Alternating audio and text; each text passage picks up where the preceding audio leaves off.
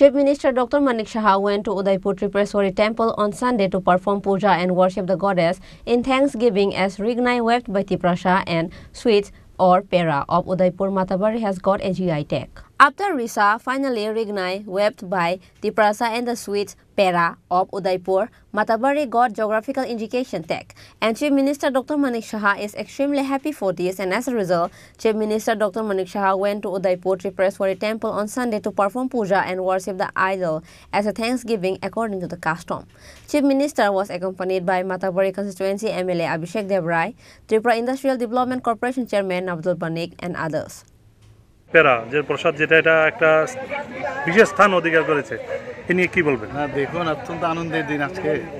তো এখানে গোমতী ডিস্ট্রিক্টে এসেছিলাম আজকে 2-3 জায়গায় আমাদের বিধানসভা কেন্দ্রে আজকে আমাদের লোকসভা নির্বাচনকে সামনে রেখে প্রোগ্রাম ছিল। তো আপনারা সবাই জানেন যে ইত্য বছরে আমাদের যে মাতাবাড়ির পেরা আমরা সবসময় যাকে নিয়ে আমরা গর্ববোধ করতাম।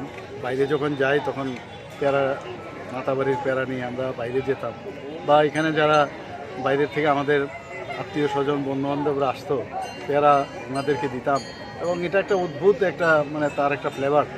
তো সেটাকে এতদিন বাদে জিআই ট্যাগের সম্মান পাওয়া গেল, সত্যি এর জন্য আমি আনন্দিত। এর আগেও আমাদের জনজাতিদের তৈরি যে ভিসা তারও জিআই ট্যাগ পেয়েছে। তাছাড়া একসাথে এই মাতা ত্রিপুরা সুন্দরী মন্দিরের যে পেরা এখানে তৈরি হয় এর সাথে যে জনজাতিদের যে পাঁচরা যেটা তৈরি হয় সেটারও জিআই ট্যাগ পেয়েছে। এর জন্য আমি সত্যিই আনন্দিত।